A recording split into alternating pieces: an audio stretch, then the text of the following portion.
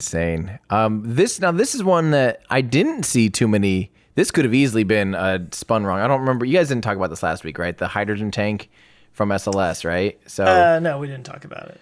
So they did the full pressure test of the whole hydrogen tank of the SLS rocket, and just to test how well it does, and it performed great. It stood there for 5 hours actually at 260% of operating loads. So I just talked about this. I released that video about whether or not Starship should have an abort system.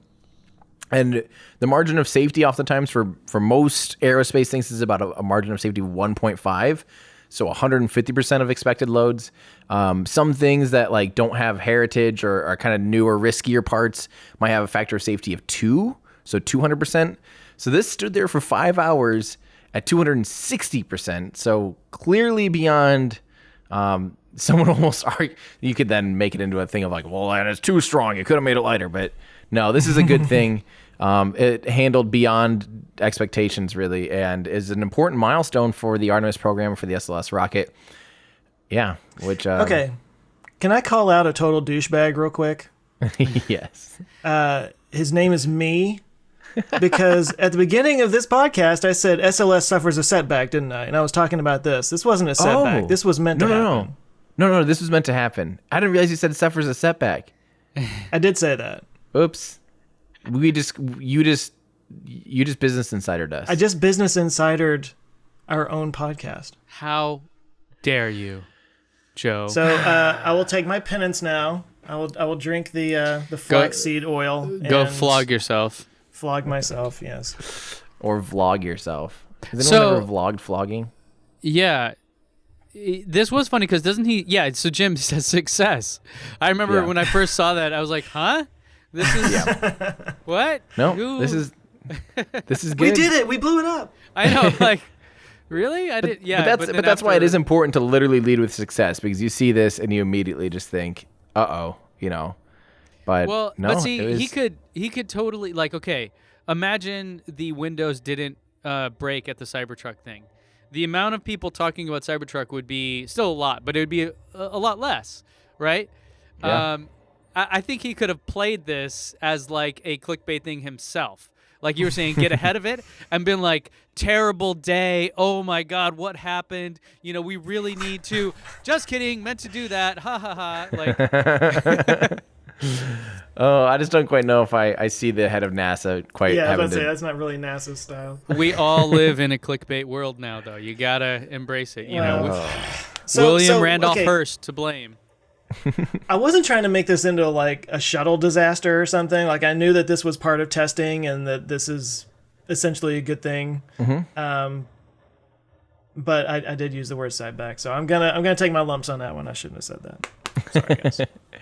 It's okay. No, it's understandable, and it's hard to keep up because there had been so many really negative things happening with SLS, especially like earlier this year. It just seemed like it was bad, and I have to say, major credit. I really feel like Bridenstine is whipping Boeing into shape. I honestly think he's starting to, put some flame under their feet or whatever the phrase is, candle under their butt or whatever Feet it's to called. The fire. There you go. No, it's candle under the butt. Trust me, that's what. Light a fire under him. Yeah, and it just really seems like Boeing has all of a sudden kind of just gone, okay, we got to get on this, otherwise we are going to lose everything. I mean, is everyone just woeful? I mean, so SpaceX is obviously like way ahead of everyone else, right, when it comes to basically all of this stuff. And then Rocket Lab seems to be kicking butt, right? And then who else are the major players? ULA ULA's not a company, right? It is. Yeah, ULA's. Okay. Yeah. And Boeing and Northrop Grumman. Northrop Grumman makes like satellites and stuff. Well, right? they also do that on Tari's launch vehicle. Yeah.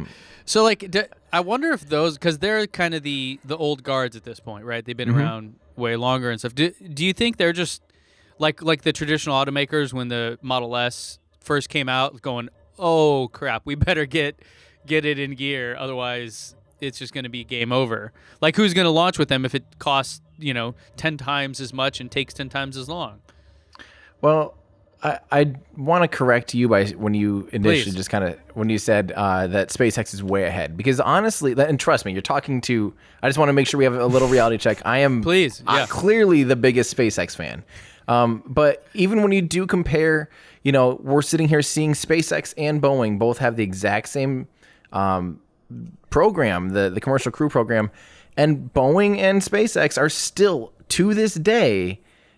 It's a race even to this day to be able to get to the first people up to the International Space Station. Boeing tomorrow, and by the time you guys listen to this, hopefully has already launched their Starliner.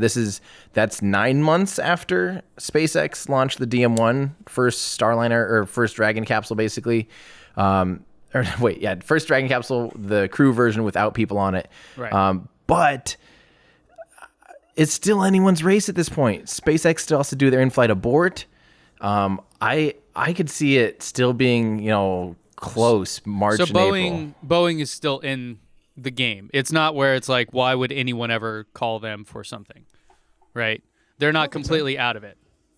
Yeah, I mean, okay, there's going to be people screaming in the comment section. Of course, Boeing got paid a lot more than SpaceX did to do the same service, basically. Like when was Boeing's last launch of something? Well, they're part of ULA. They're a parent company of ULA.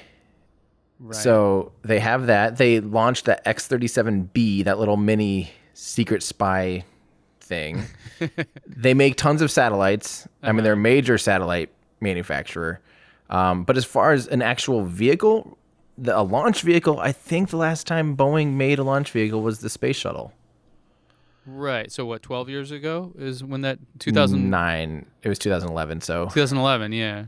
Yeah. So okay, so yeah, I don't know. I guess just when maybe from the outside perspective, you look at it and you just go, man, like Rocket Lab killing it, right? Like all the time you're hearing all these fun things they're doing. It's like super cool. It's they're putting stuff up. Even Blue Origin to that extent is like we talked about it last week. Even though they're seemingly just still testing everything, but they're doing stuff, and it just seems like all the old guards that have been here forever are just kind of like, I don't know. It just seems kind of they're kind of lagging behind.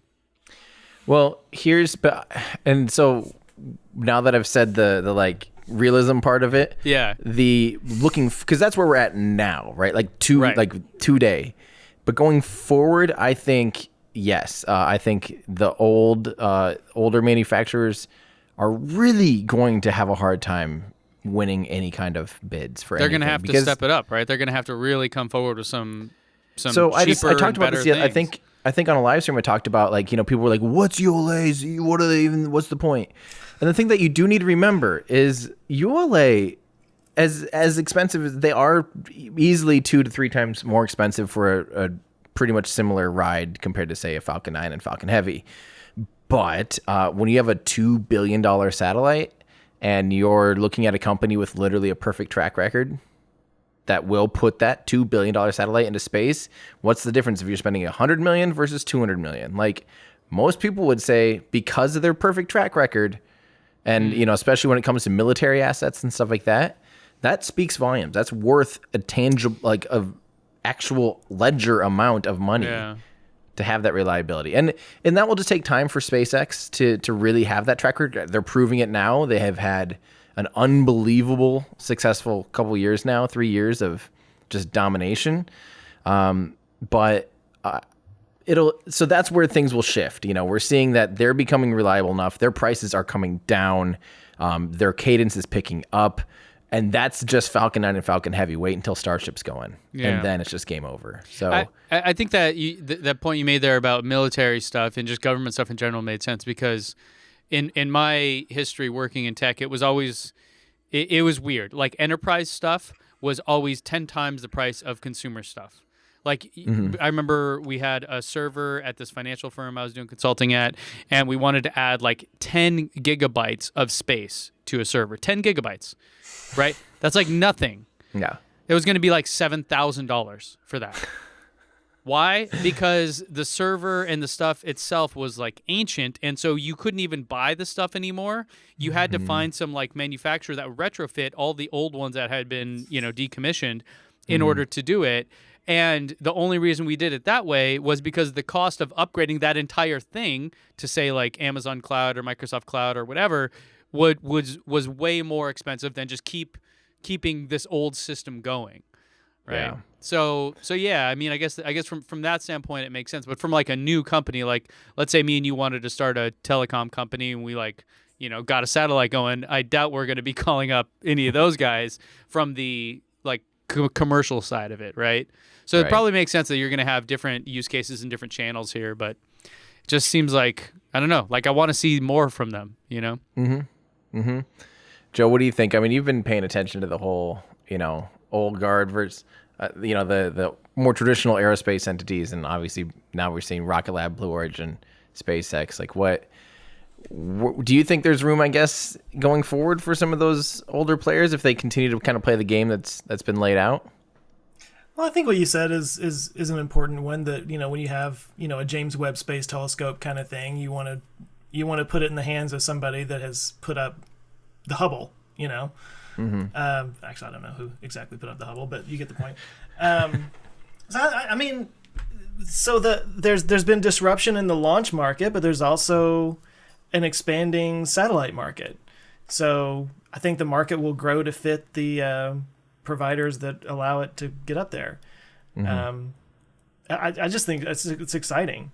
I don't think Boeing's suffering necessarily. I think they've got their own little niche, and that's probably going to change and adapt and evolve. But I will say I think Boeing really likes cost plus contracting, and I think that it's obvious that the commercial crew operating under a different set of contracts really kind of made them have to step up the game a little bit. And it's still slower than any of us would have anticipated, with Boeing and SpaceX both guilty of that. So let's be clear about that. We were hoping to see first people going to the ISS in like 2016 or 2017 originally. So both companies are very far behind, but that's just space. Crew safety is way more important than rushing an arbitrary deadline. So word. Hey, thanks for checking us out, guys. I hope you enjoyed this clip from our podcast. We do a weekly show here on YouTube, so make sure to subscribe to Our Ludicrous Future, where we discuss all the things that are going to make our future totally ludicrous. You can join us here on YouTube or at any of your favorite podcast places. Plus, if you want to get some behind-the-scenes stuff and join a cool community, you can help support the channel at patreon.com. Thanks a lot. Thanks, guys.